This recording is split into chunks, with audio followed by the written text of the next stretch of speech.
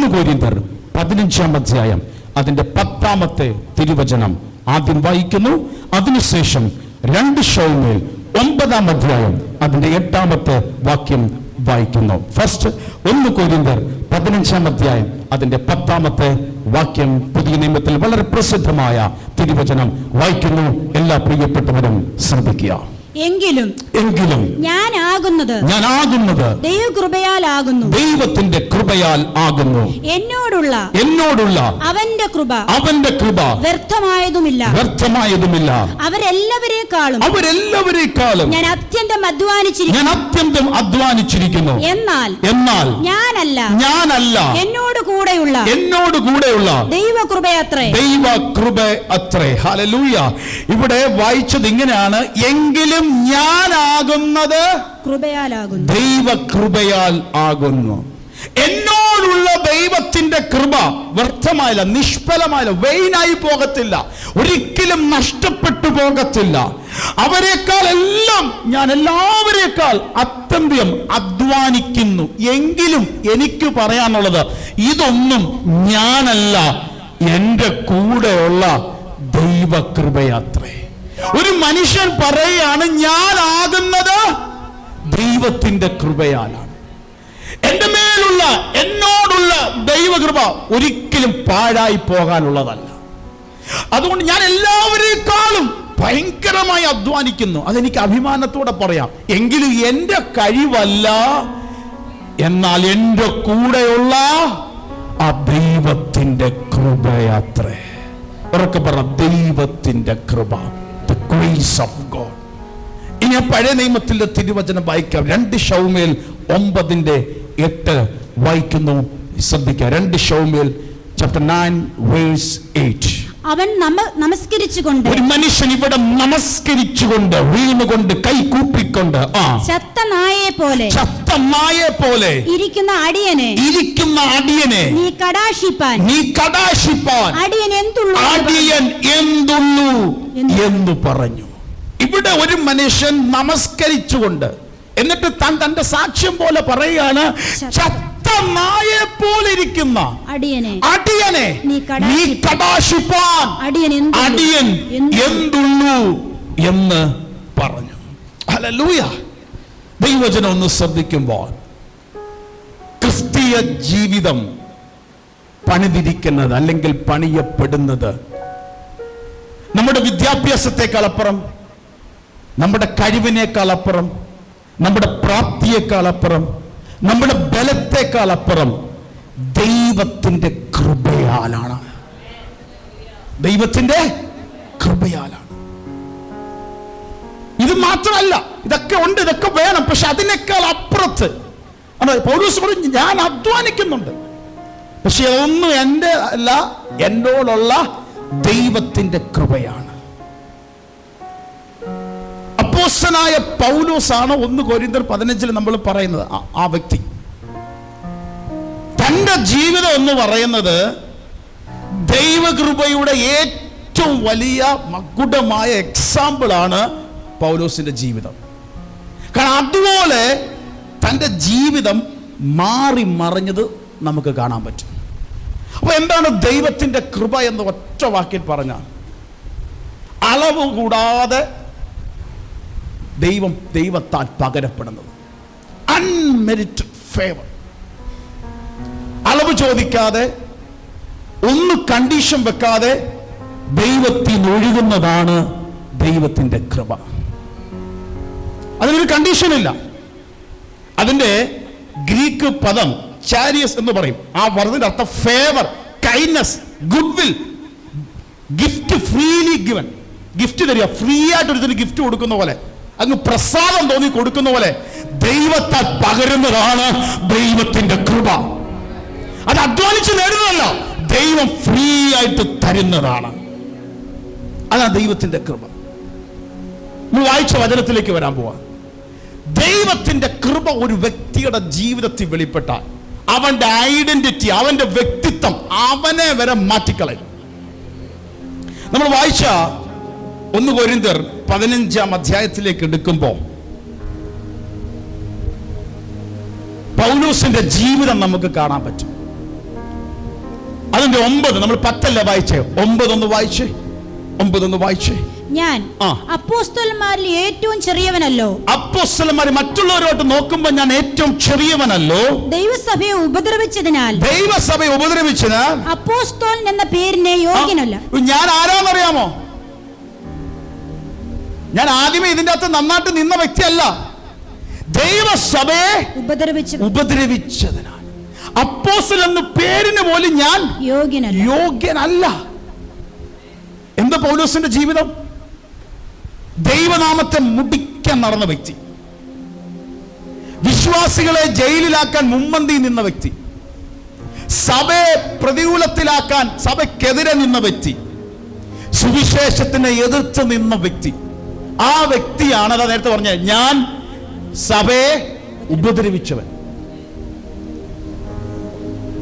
ഇനി ശ്രദ്ധിച്ചേ, ആ മനുഷ്യനാ പറഞ്ഞത് ഞാനാകുന്നത് ഇത് പറഞ്ഞിട്ടാണ് 10-ാം വാക്യത്തിൽ പറയുന്നത് ഞാൻ ആകുന്നത് ദൈവത്തിന്റെ കൃപയാണ്. ഗൗരവമായി ഈ വചനം ശ്രദ്ധിക്കണം. ഇത് നമ്മുടെ ഒത്തിരി ഫ്രീഡത്തിലേക്ക് നയിക്കുക. ഈ മനുഷ്യൻ സഭയെ ഉപദ്രവിച്ചാൽ താൻ ദൈവകൃപ എന്ന് പറയാൻ കാരണം അറിയോ? ദമസ്കോസിലേക്കുള്ള തന്റെ യാത്രയിൽ ദൈവത്തിന്റെ ഇടപെടലുണ്ടായി. അവൻ ആളും മാറിയവനായി മാറി. സഭയെ മുടിച്ചവൻ സഭാ ചരിത്രത്തിലെ ഏറ്റവും വലിയ അപ്പോസ്തലനായി പൗലോസ്, സ്ത്രീഹന്മാരിൽ പ്രധാനിയായി പൗലോസിനെ ദൈവം മാറ്റി. അതിന്റെ അർത്ഥം എന്താണെന്നറിയാമോ? ദൈവത്തിന്റെ കൃപ ഒരുത്തനിൽ വെളിപ്പെട്ടാൽ നീ ഇന്നലെ വരെ എന്തായിരുന്നോ എന്നുള്ളത് ഒരു വിഷയമേ അല്ല. ദൈവം നിന്നെ ഇതുവരെ കണ്ടിട്ടില്ലാത്ത രീതിയിൽ ആളിനെ മാറ്റുന്നവനാക്കി ദൈവം മാറ്റും. ഇതുവരെ മുടിച്ചവൻ, ഇതുവരെ തകർക്കാൻ നിന്നവൻ, ഇതുവരെ സഭയ്ക്ക് പ്രതികൂലം നിന്നവൻ, ഇന്ന് പ്രസംഗകൻ, ഇന്ന് അപ്പോസ്തലൻ, ഇന്ന് മിഷണറി, ഇന്ന് സഭ നടത്തിക്കുന്നവൻ, സഭയെ നടുന്നവൻ. ഹല്ലേലൂയ. ഇന്ന് പകൽ ഇതിന്റെ അകത്ത് എന്റെ ശബ്ദം കേൾക്കുമ്പോൾ നിങ്ങളുടെ ജീവിതത്തിന്റെ അകത്ത് നമുക്കെല്ലാം ഉള്ള പ്രശ്നമാണ് നമ്മുടെ കഴിഞ്ഞ നാളുകളിലെ പാപങ്ങൾ, കഴിഞ്ഞ നാളിലെ മിസ്റ്റേക്കുകൾ, കഴിഞ്ഞ നാളുകളിലെ പരാജയങ്ങൾ. പക്ഷെ ദൈവത്തിന്റെ കൃപ വെളിപ്പെടുന്നു. ഇന്നലെ വരെ നീ എന്തായിരുന്നോ അതല്ല വിഷയം. ദൈവത്തിന്റെ കൃപ നിന്റെ മേൽ വെളിപ്പെട്ടാൽ നീ ആളും മാറിയവനാക്കി ദൈവം മാറ്റും. ഇതാ ദൈവത്തിന്റെ കൃപയുടെ ആഴം മനസ്സിലാക്കുക. ഇതുവരെ എതിർത്ത് നിന്ന് അതാ പറഞ്ഞത്, ഞാൻ സഭയെ മുടിച്ചവന്, അപ്പോസ്തലൻ എന്ന് പേര് വിളിക്കാൻ പോലും യോഗ്യനല്ല, എങ്കിലും ഞാനാകുന്നത് ദൈവത്തിന്റെ കൃപയാകുന്നു. അവനെ ചരിത്രത്തിലെ ഏറ്റവും വലിയ അപ്പോസ്തലനാക്കി മാറ്റിയെങ്കിൽ ഇന്ന് ഈ ദൂത് പറയുന്നത് എന്തിനാണെന്നറിയാമോ? ചിലരുടെ മേൽ ദൈവകൃപ വെളിപ്പെടാൻ പോകുക. അന്ന് ഹൃദയം കൊണ്ട് ആഗ്രഹിച്ചു പ്രാർത്ഥിച്ചു, ദൈവത്തിന്റെ കൃപയുണ്ടെങ്കിൽ ഇതുവരെ കണ്ടിട്ടില്ലാത്ത പുതിയ ചാപ്റ്റർ, പുതിയ ആരംഭങ്ങൾ ദൈവകൃപയെ സംഭവിക്കും. ഇത് പ്രവചന ശബ്ദമാണ്. ഇവിടെ ഇരിക്കുന്ന ഓരോരുത്തർ നിങ്ങളുടെ വീടിന്റെ അവസ്ഥ നോക്കിയാൽ, നിന്റെ കുടുംബത്തിന്റെ അവസ്ഥ നോക്കിയാൽ, കഴിഞ്ഞ നാൾ നിന്റെ പരാജയം നോക്കിയാൽ, നിനക്ക് ആവർത്തിച്ച് വന്നുപോയ മിസ്റ്റേക്കുകൾ നോക്കിയാൽ നിനക്കൊരിക്കലും യോഗ്യതയില്ല. പക്ഷെ ദൈവകൃപ നിന്നെ യോഗ്യമാക്കും.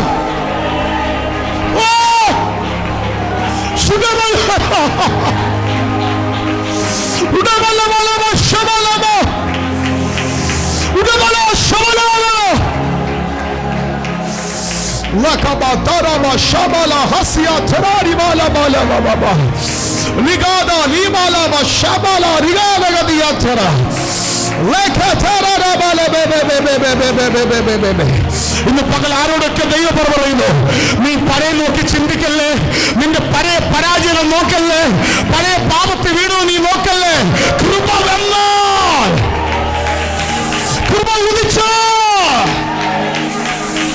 ചരിത്രം കണ്ടിട്ടില്ലാത്ത ഒരു അപ്പോസ്തലനായി മാറിയതുപോലെ ഇതിന്റെ അകത്തിരിക്കുന്ന ചില കുടുംബങ്ങൾ, ചില തലമുറകൾ, ചില വ്യക്തികൾ ഇന്നവരെ കണ്ടിട്ടില്ലാത്തൊരു ദൈവപ്രവൃത്തിയിലേക്ക് ദൈവകൃപ നിന്നെ കൊണ്ടുപോകും. The grace of God, the grace of God, the unmerited favor. പരിധിയില്ലാത്ത ദൈവപ്രസാദം.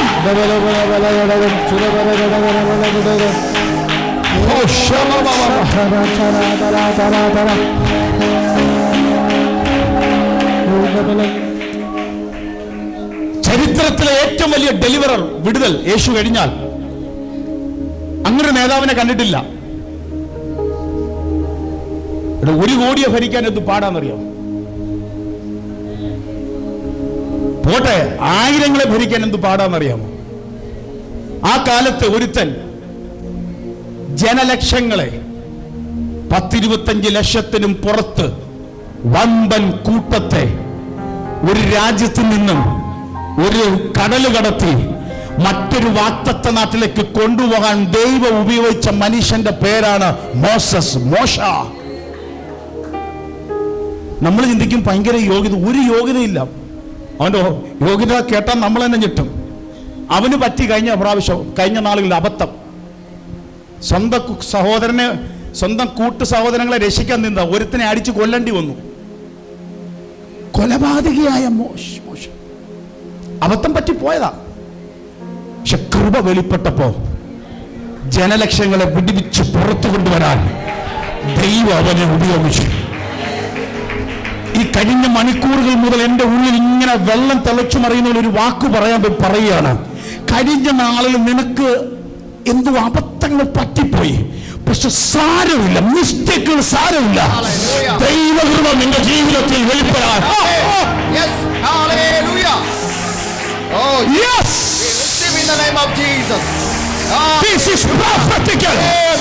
ഇത് പ്രബലന ശബ്ദമാണ്.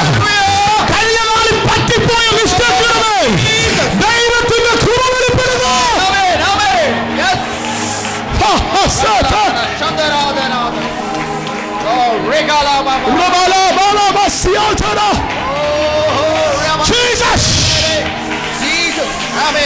I feel the mighty presence of God. ശക്തമായ ഒരു സാന്നിധ്യം ഞാൻ ആത്മാവിൽ മനസ്സിലാകുന്നു. ഈ ദൈവകൃപ ഇവിടെ ചലിക്കുക, ഈ ദൈവകൃപ ഇവിടെ ഉദിക്കുക, ചിലരെ തൊടുക.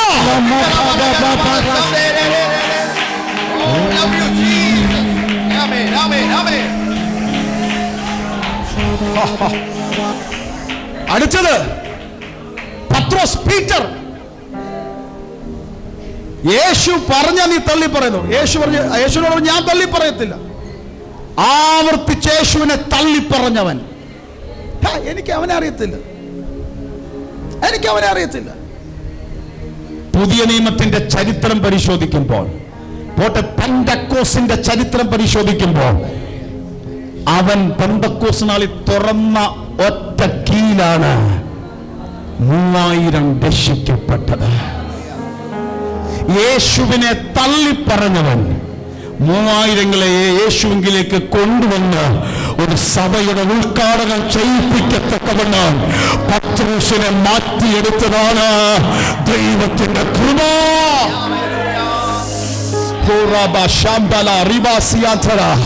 നിന്നെ കുറിച്ച് ദൈവത്തിനൊരു പദ്ധതി ഉണ്ടെങ്കിൽ, ദൈവരാജ്യത്തിന്റെ താക്കോൽ നിന്റെ കയ്യിലുണ്ടെങ്കിൽ, തള്ളി പറഞ്ഞ് പറ്റിപ്പോയി, പക്ഷേ ഈ ദിവസങ്ങളിൽ പ്രാർത്ഥിച്ചു ദൈവത്തിന്റെ കൃപ.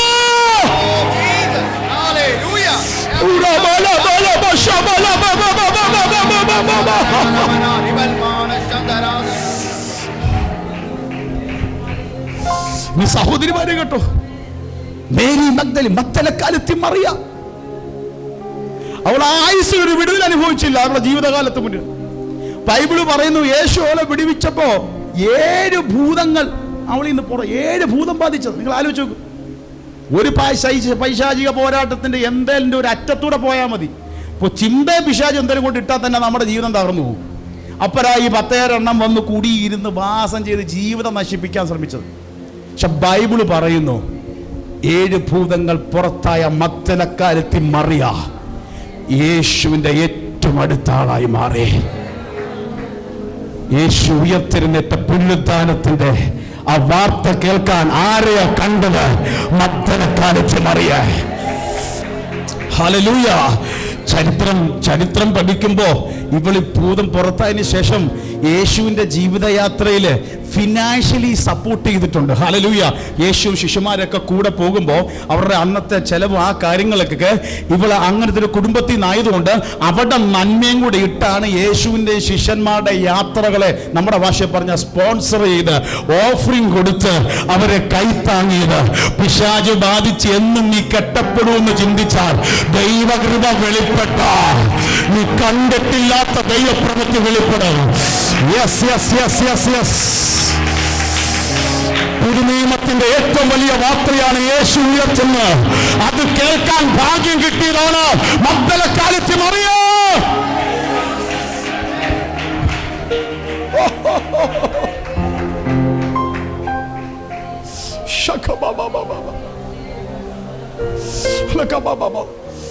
അസാധാരണ ദൈവസാന്നിധ്യം.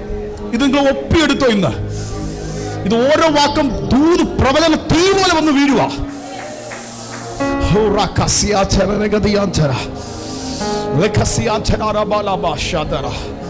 പ്രാർത്ഥനയോടിരുന്നോ? ഇത് ദൈവകൃപ ചരമേൽ ഉദിക്കാൻ പോവാ.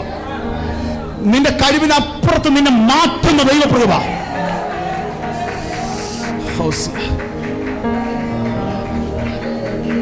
ദൈവ കൃപ.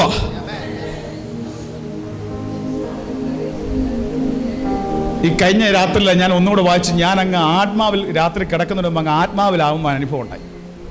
ബൈബിൾ തുടങ്ങുന്നത് എങ്ങനെയാ? ആദിയിൽ ദൈവം ആകാശവും ഭൂമിയും സൃഷ്ടിച്ചു. ആദിയിൽ ദൈവം. ഉൽപ്പത്തി 1:1. ബൈബിളിലെ അവസാനത്തെ വാക്യം ഏതാണെന്നറിയാമോ? അല്ല, സെന്റൻസ് ഒന്ന് വായിച്ചേ. എന്ന തുറക്കല്ലാരും ഇന്ന് തുറക്കുന്നത് കേൾക്കുക. വെളിപ്പാട് 22:21. കർത്താവായ യേശുക്രിസ്തുവിന്റെ കൃപ. കർത്താവായ യേശുക്രിസ്തുവിന്റെ കൃപ നിങ്ങൾ എല്ലാവരോടും കൂടെ ഇരിക്കുമാറാകട്ടെ. തുടക്കത്തിൽ in the beginning God created. Bible അവസാനിക്കുന്നത് എങ്ങനെയാ? കർത്താവായ യേശുക്രിസ്തുവിന്റെ കൃപ. എൻഡ് ചെയ്യുന്നത് കൃപ. ആമേൻ. ഹല്ലേലൂയ. അതിന്റെ അർത്ഥം എന്താ? ബൈബിളിലെ ലാസ്റ്റ് വാക്കായി പറയുന്ന വചനത്തിലും പറയുന്നു കർത്താവിന്റെ കൃപ നിന്റെ കൂടെ ഇരിക്കട്ടെ. ആദിയിൽ ദൈവം ഗോഡ്. ബൈബിൾ അവസാനിക്കുന്നത് കർത്താവിന്റെ കൃപ നിന്റെ കൂടെ ഇരിക്കട്ടെ. ജീസസ്. ദൈവാത്മാവ് നമുക്ക് തന്ന 40 എഴുത്തുകാരാൽ നീണ്ട 1400 പരം വർഷങ്ങൾ എഴുതിയെടുത്ത വിശുദ്ധ ബൈബിൾ സമാപിതാക്കന്മാർ കാനോനികമായ ക്രമീകരിച്ച് ഇന്ന് നമ്മുടെ കയ്യിൽ കിട്ടിയ സത്യവേദ പുസ്തകത്തിന്റെ 66 പുസ്തകത്തിന്റെ അവസാനത്തെ വാക്ക് പറയുന്നു കർത്താവിന്റെ കൃപ നിങ്ങളുടെ കൂടെ ഇരിക്കട്ടെ. ദൈവകൃപ. ഈ ദൈവകൃപ എന്ന് പറയുമ്പോൾ മനുഷ്യന്റെ എഫേർട്ടും ദൈവത്തിന്റെ കൃപയും ഒന്നിച്ചു പോകുന്നതാ. ഇപ്പൊ ദൈവകൃപയുണ്ട് അതുകൊണ്ട് ഞാനൊന്നും ചെയ്യേണ്ട, എല്ലാം അലക്ഷ്യമായിട്ട്, അങ്ങനല്ല വചനം ഉദ്ദേശിക്കുന്നത്. അത് പൗലോസ് പറഞ്ഞുണ്ടല്ലോ, നമ്മൾ വായിച്ച 10 വായിച്ചു. 1 കൊരിന്ത്യർ 15:10. ഞാനായിരിക്കുന്നത് ദൈവത്തിന്റെ കൃപയാണ്, എന്നോടുള്ള അവന്റെ കൃപ വ്യർത്ഥമായതുമില്ല. അവരെല്ലാവരെക്കാളും ഞാൻ അത്യന്തം അധ്വാനിച്ചിരിക്കുന്നു. ഞാൻ അധ്വാനിക്കുന്നു. ഡ്യൂട്ടി റെസ്പോൺസിബിളും ചെയ്യാതെ ജീവിക്കണമെന്നല്ല ഈ പറയുന്നേ. ഞാൻ എല്ലാവരെക്കാൾ അധികം എന്ത് ചെയ്യുന്നു? അധ്വാനിച്ചു. പക്ഷെ ഈ അധ്വാനം ഒന്നും എന്റേതല്ല, എന്റെ കൂടെയുള്ള ദൈവത്തിന്റെ കൃപയാണ്. രണ്ട് ബാലൻസാ. നിന്റെ അധ്വാനത്തെ അനുഗ്രഹിച്ച് ദൈവകൃപ അത് പൂർത്തീകരിക്കാൻ നിന്നെ സഹായിക്കും. നോഹയ്ക്ക് കൃപ ലഭിച്ചു. അതുകൊണ്ടാണ് ജനലക്ഷ്യങ്ങളെ അല്ലെങ്കിൽ തന്റെ കുടുംബത്തെ രക്ഷിക്കാനായി പെട്ടകം പണിതു. പണിയാൻ ആരുടെ കൃപ ഉണ്ടായിരുന്നു? കർത്താവിന്റെ കൃപയുണ്ടായിരുന്നു.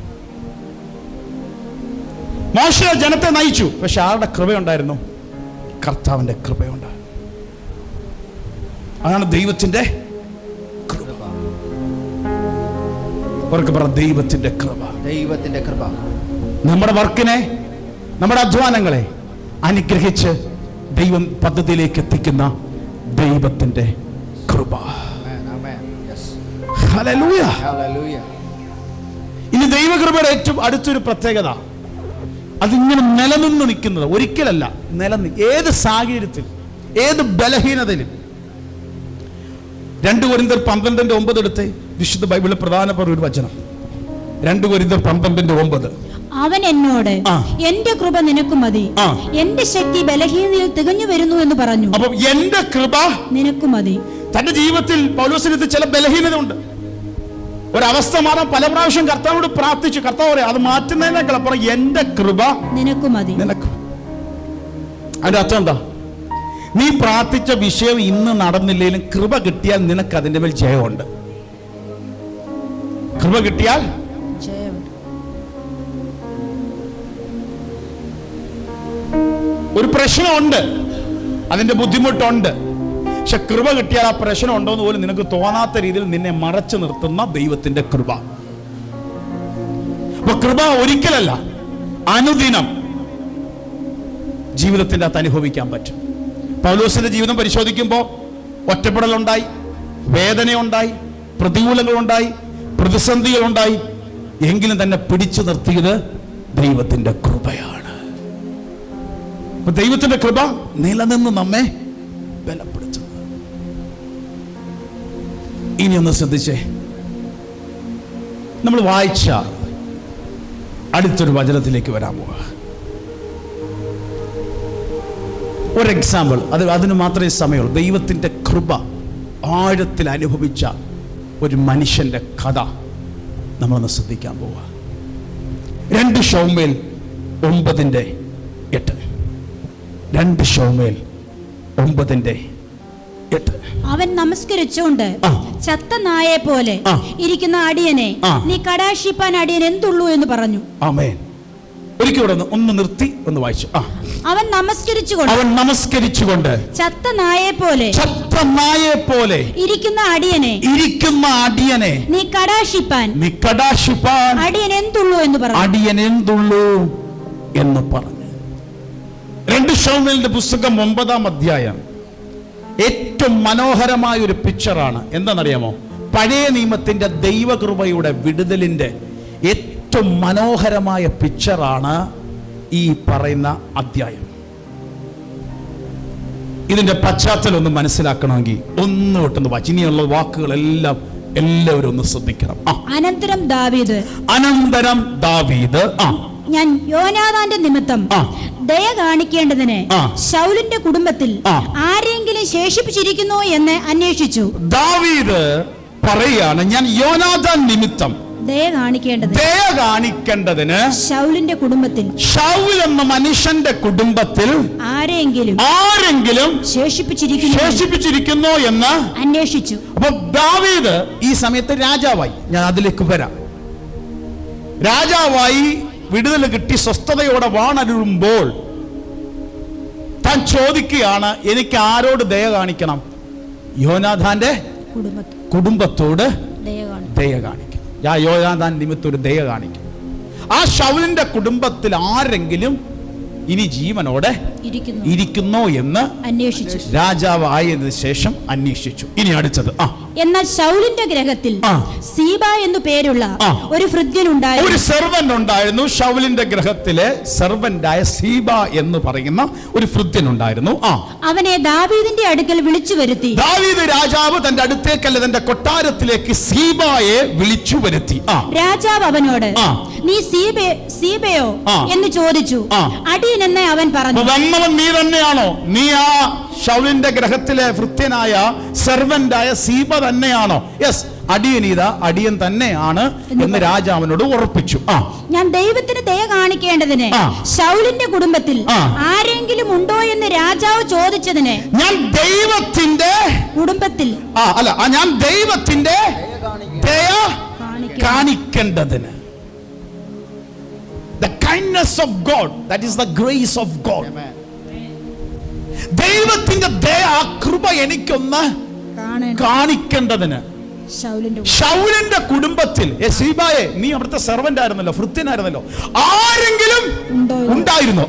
രാജാവ് ചോദിച്ചതിന് 2 കാലം ഉണത്തനായിട്ട് യോനാഥാന്റെ ഒരു മകൻ ഉണ്ട് എന്ന് സീബ രാജാവിനോട് പറഞ്ഞു. സീബ പറയാ, ഇനി ആ കൂടെ ഉള്ളത് ആരാന്നറിയാമോ?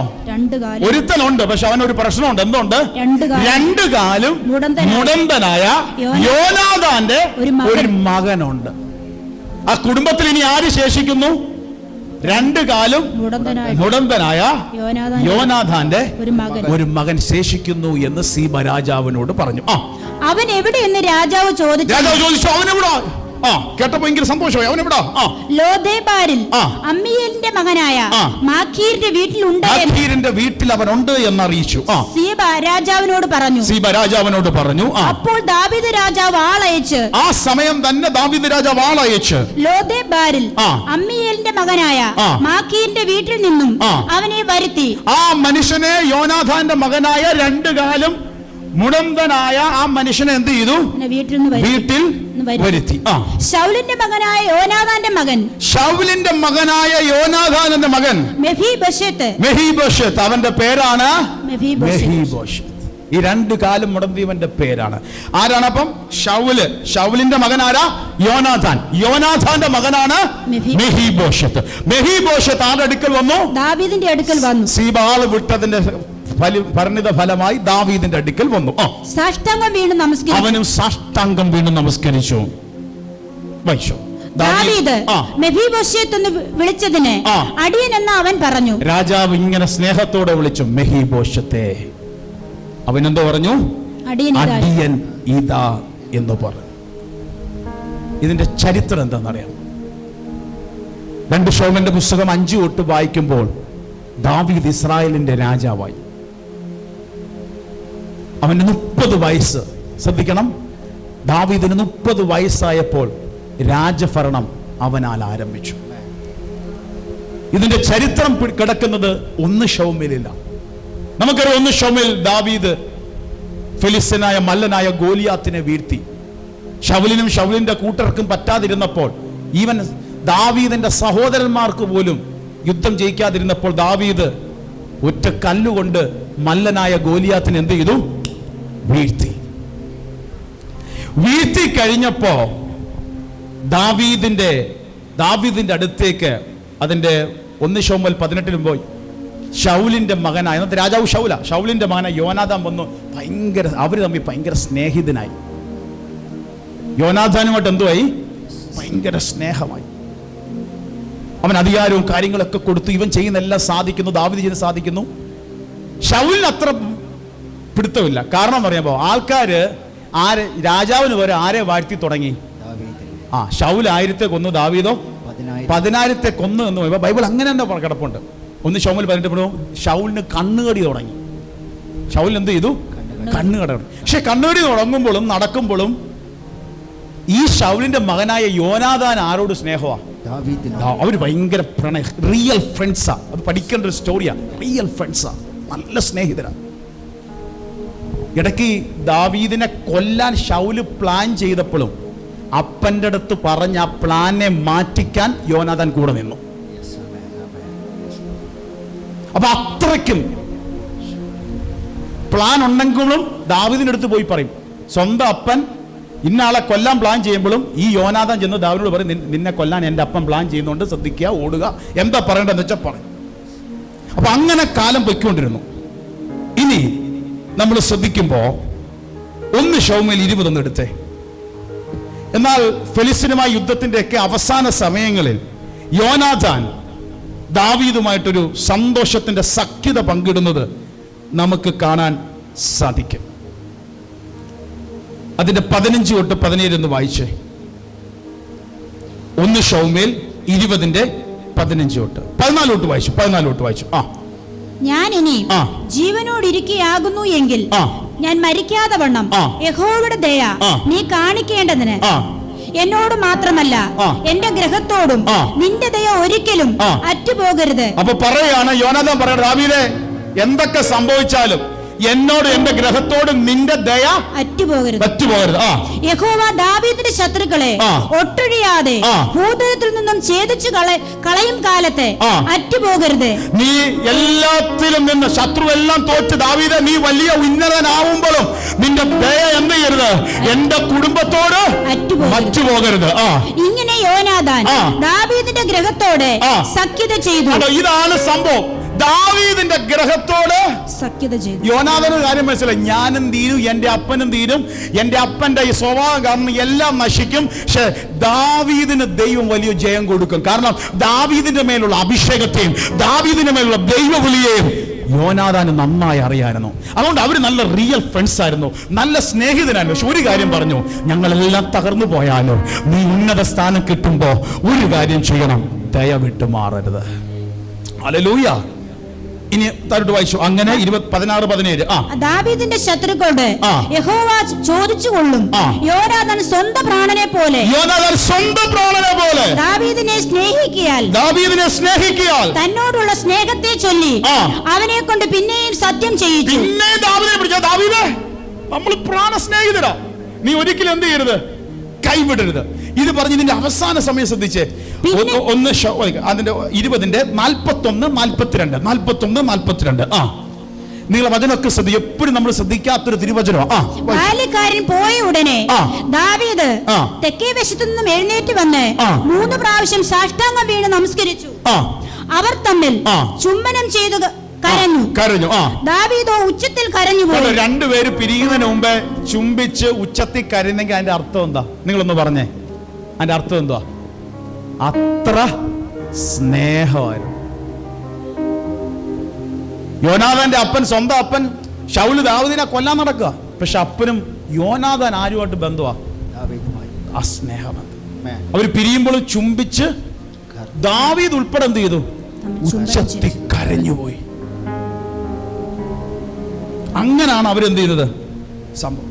പക്ഷേ പിന്നീട് നടന്ന യുദ്ധത്തിൽ സംഭവിച്ചത് 1 ശമൂവേൽ 31:6 വായിച്ചേ. വല്ലാത്തൊരു ട്രാജഡി അവിടെ സംഭവിച്ചു. 1 ശമൂവേൽ 31:6. ഇങ്ങനെ ശൗലും അവന്റെ 3 പുത്രന്മാരും അവന്റെ ആയുധവാഹകനും അവന്റെ ആളുകളും ഒക്കെയും അന്ന് ഒന്നിച്ചു മരിച്ചു. ഇസ്രായേൽ ഓടിപ്പോയി. വല്ലാത്ത ട്രാജഡി നടന്നു. ശൗല്, അവന്റെ ആളുകളും 3 പുത്രന്മാരും ആയുധവാഹകൻ എല്ലാരും എന്ത് ചെയ്തു? യോന സകലതും മരിച്ചു. ഇനി ആരും ശേഷിക്കുന്നില്ല. അത് 1 ശമൂവേൽ അവസാനിക്കാം. 2 ശമൂവേലിന്റെ ആദ്യ ഭാഗങ്ങൾ നമുക്കറിയാം. ശൗലിന്റെ മരണം അതിന്റെ സമയം. പിന്നീട് 5-ാം അധ്യായത്തിലാണ് തിരിച്ച് ദാവീദ് എല്ലാം വെട്ടിപ്പിടിച്ച് ദാവീദ് എന്ത് ചെയ്യുന്നു?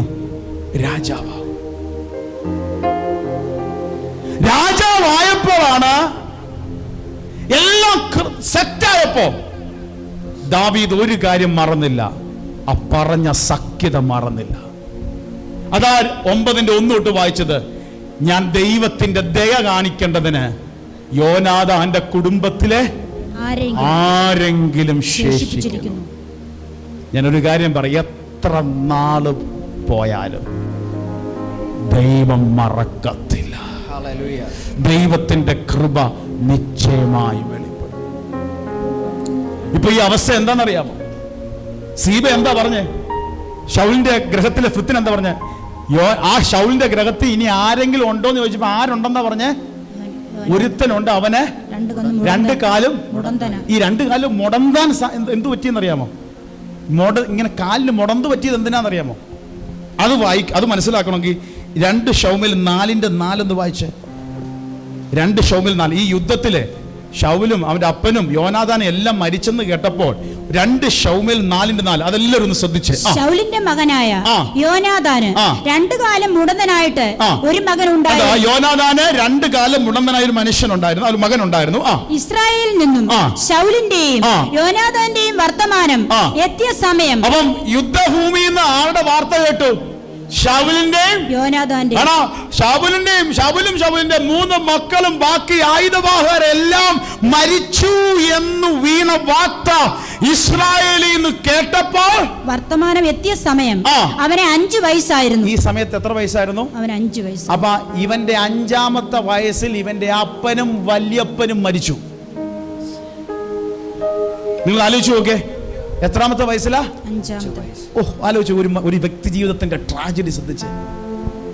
5-ാം വയസ്സിൽ വാർത്ത കേൾക്കുക, അവന്റെ അപ്പനും അവന്റെ വല്യപ്പനും യുദ്ധത്തിൽ പട്ടുപോയി. ആ സമയത്ത് വർത്തമാനം എത്തിയപ്പോൾ അവന് 5 വയസ്സായിരുന്നു.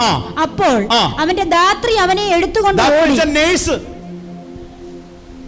പ്രസവത്തിന് ശേഷം പ്രസവ ശുശ്രൂഷ ചെയ്യുന്ന സഹോദരി ആ 5 വയസ്സുള്ള കൊച്ചിനെ നോക്കിക്കൊണ്ടിരിക്കുമ്പോഴാണ് വാർത്ത കേൾക്കുന്നത്, ഇവന്റെ അപ്പനും വലിയപ്പനും മരിച്ചു. അപ്പോൾ ധാത്രി അവനെ എടുത്തുകൊണ്ട് ഓടി. അവൾ ബന്ധപ്പെട്ട് ഓടുമ്പോൾ അവൻ വീണ് മുടന്തനായി പോയി. അവനെ മെഫീബോശെത്ത് എന്ന് പേർ. വൻ യുദ്ധം നടന്നപ്പോൾ രക്ഷപ്പെടാൻ, അഫ്യാത്തിയെ പോലെ ഓടാൻ അവന്റെ ധാത്രി, അവന്റെ നേഴ്സ് 5 വയസ്സുള്ള കൊച്ചിനെ എടുത്തുകൊണ്ട് ഓടുകയാണ്. ഇവന്റെ അപ്പൻ ഉൾപ്പെടെ മരിച്ചു. ഓടുന്ന വഴിക്ക് വീണ്ടും ഗതികേടെന്ന് പറഞ്ഞ പോലെ ഈ കൊച്ചെന്ത് ചെയ്തു? താഴെ വീണു.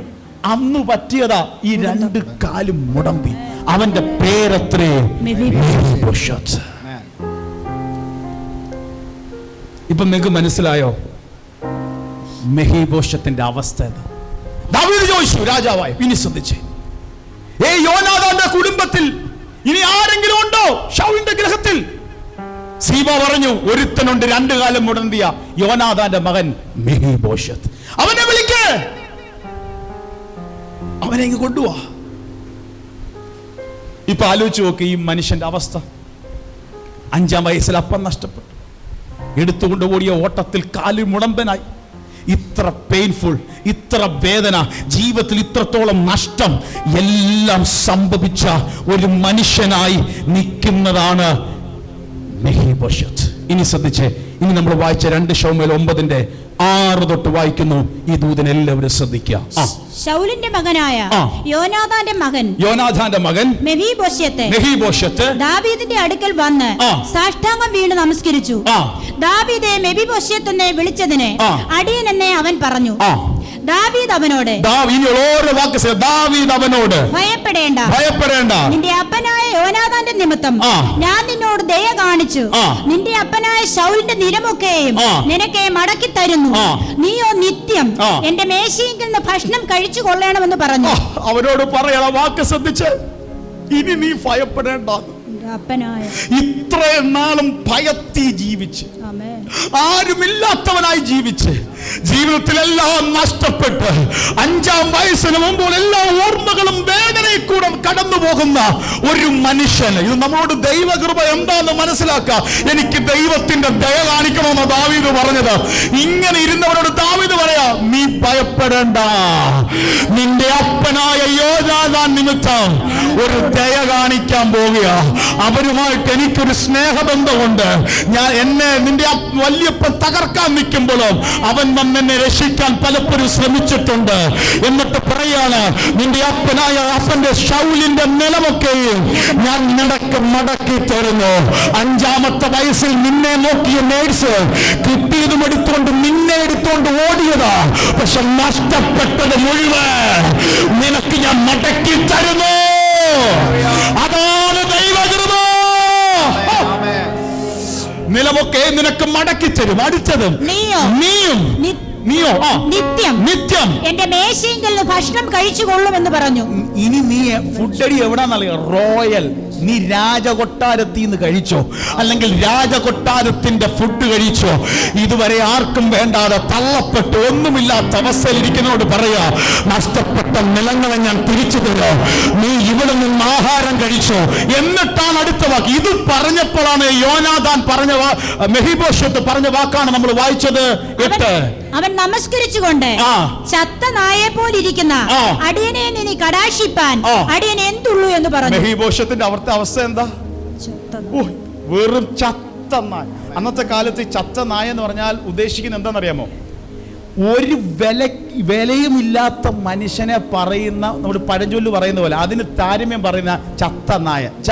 ഒരു വിലയില്ല, ആർക്കും അവനെ വേണ്ട, എല്ലാം കൊണ്ടും ഗതികെട്ട ജീവിതം എന്ന് പറയുന്നതിന് അന്നത്തെ കാലത്ത് പറയുന്ന ഒരു വാക്കാണ് ചത്ത നായ. ചത്ത നായ. ഏറ്റവും ലോ അവസ്ഥ ജീവിതത്തിന്റെ, ശരിയല്ലേ? അതുവരെ മെഫീബോശെത്തിന്റെ ജീവിതം അങ്ങനെ ആയിരുന്നു. അതുകൊണ്ടാണ് മെഫീബോശെത്ത് പറഞ്ഞ ചത്ത നായെ പോലെയുള്ള അടിയനെ കടാക്ഷിപ്പാൻ അടിയനെ ഇതാണ് ദൈവത്തിന്റെ കൃപ.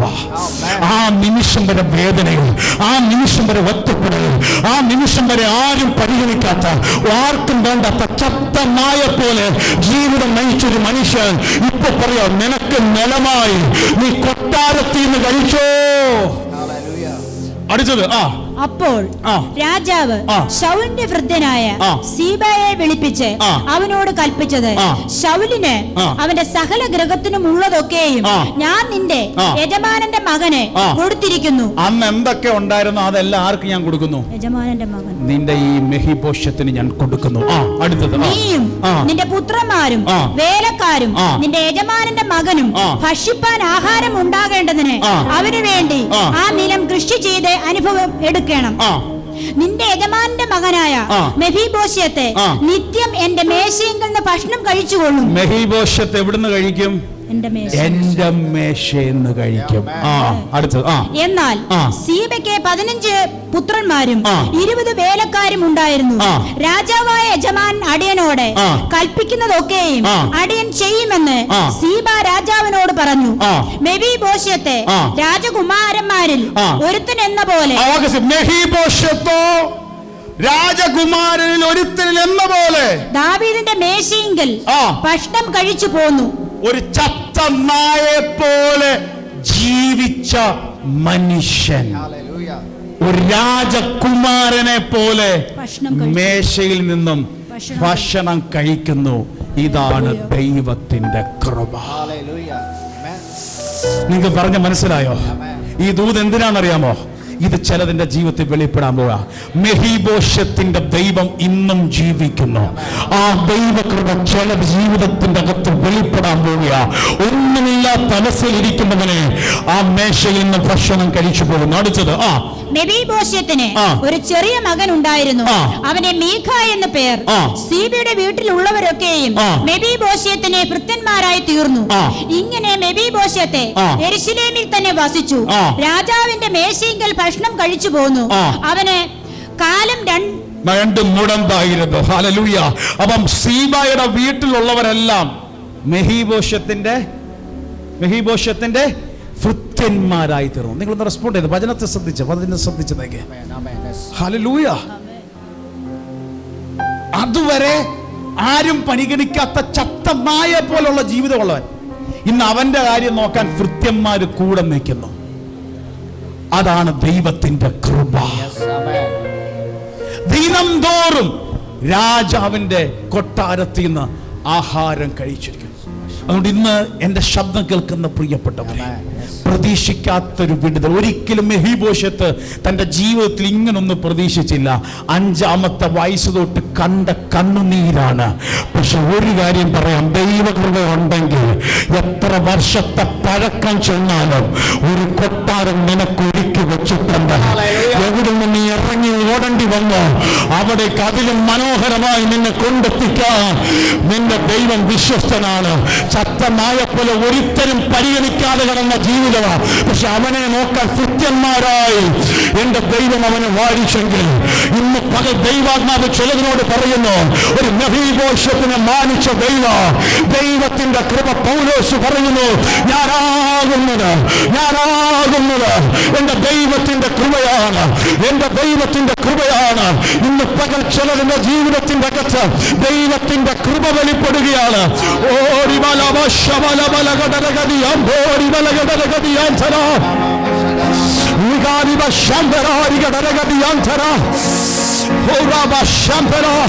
ദാവീദ് രാജാവായപ്പോ എവിടെയോ ഒറ്റപ്പെട്ട്, എവിടെയോ മാറി, ആർക്കും വേണ്ടാത്ത ചത്ത നായെ പോലെ ജീവിതം നയിച്ച മെഫീബോശത്തിനെ വിളിച്ചു വരുത്തി കൊട്ടാരത്തിൽ കൊണ്ടെത്തിച്ച് മാനിച്ച ദൈവം ഇന്നും ജീവിക്കുന്നു.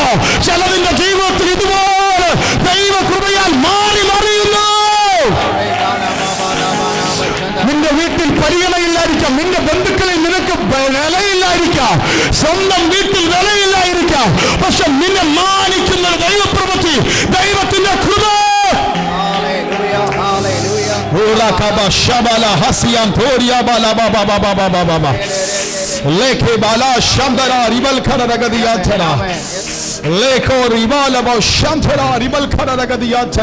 അതാ വിശുദ്ധ ബൈബിളിൽ പറയുന്നത്, സർവ്വജനത്തിനും ഉണ്ടാകാനുള്ള ദൈവത്തിന്റെ കൃപ, സകലർക്കും രക്ഷാകരമായ ദൈവകൃപ ഉദിച്ചല്ലോ. മെഫീബോശത്തിന്റെ കാര്യം പറഞ്ഞു. ദാവീദ് രാജാവായി, എനിക്കെന്താ? ഹല്ലേലൂയ. രാജാതി രാജാവായ കർത്താതി കർത്താവായ യേശു കർത്താവ് ഒരിക്കൽ പാപികളായിരുന്ന, ഒരിക്കൽ ആർക്കും വേണ്ടാത്തത് പുറംപറമ്പിൽ കിടന്ന നമ്മൾ ഓരോരുത്തരും ഉണ്ടായിരുന്നു. അന്യരായി, പരദേശികളായി ലോകത്തിൽ കിടന്ന നമ്മുടെ ജീവിതത്തെ യേശു കാൽവരിയിൽ മരിച്ചു. അവന്റെ രക്തത്താൽ കരുകൾ പ്രാപിച്ച് മക്കളും അവകാശികളുമാക്കി നിന്നെ നേടിയ ദൈവകൃപ നീ മറന്നു പോകരുത്.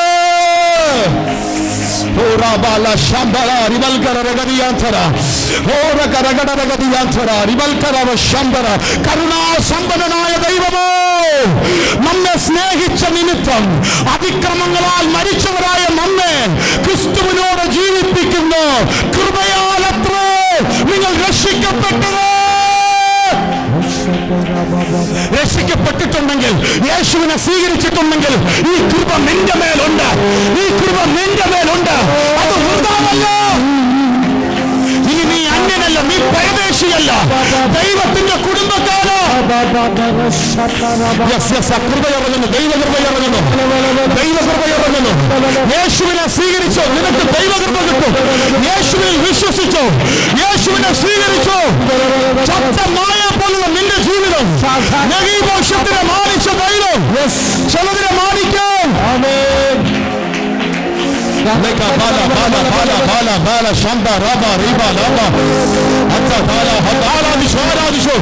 ഒരു ദൈവകൃപയുടെ മഹത്വം ഇന്ന് പലർ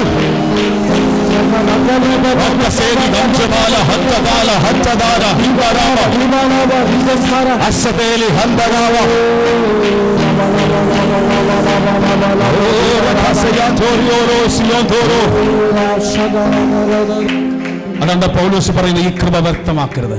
ദൈവം തരുന്ന സമയം, ദൈവം തരുന്ന സ്ഥലം നീ വൃഥാവാക്കരുത്. ഈ കൃപ വലിയ ദൈവപ്രവൃത്തിക്ക് വേണ്ടി നിന്റെ മേൽ ഉദിച്ചിരിക്കുകയാണ്.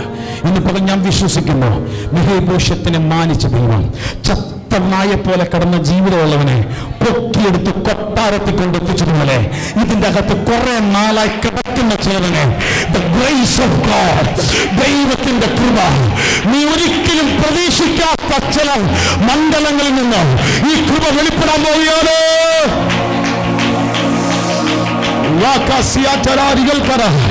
ആരോട് ഉറപ്പിച്ചു പറയുന്നു, മെഫീബോശത്തിന്റെ 5-ാമത്തെ വയസ്സ് തൊട്ട് തുടങ്ങിയതാ. ഇതിന്റെ അകത്ത് ചെറുപ്രായം മുതൽ നിന്റെ ജീവിതത്തിൽ വല്ലാതെ പ്രതിസന്ധി നീ കണ്ടെങ്കിൽ, ശക്തമായ പോലെ ജീവിതമാണ് തോന്നിയെങ്കിൽ, മെഫീബോശത്തിന്റെ ദൈവം, പൗലോസിന്റെ ദൈവം കൃപ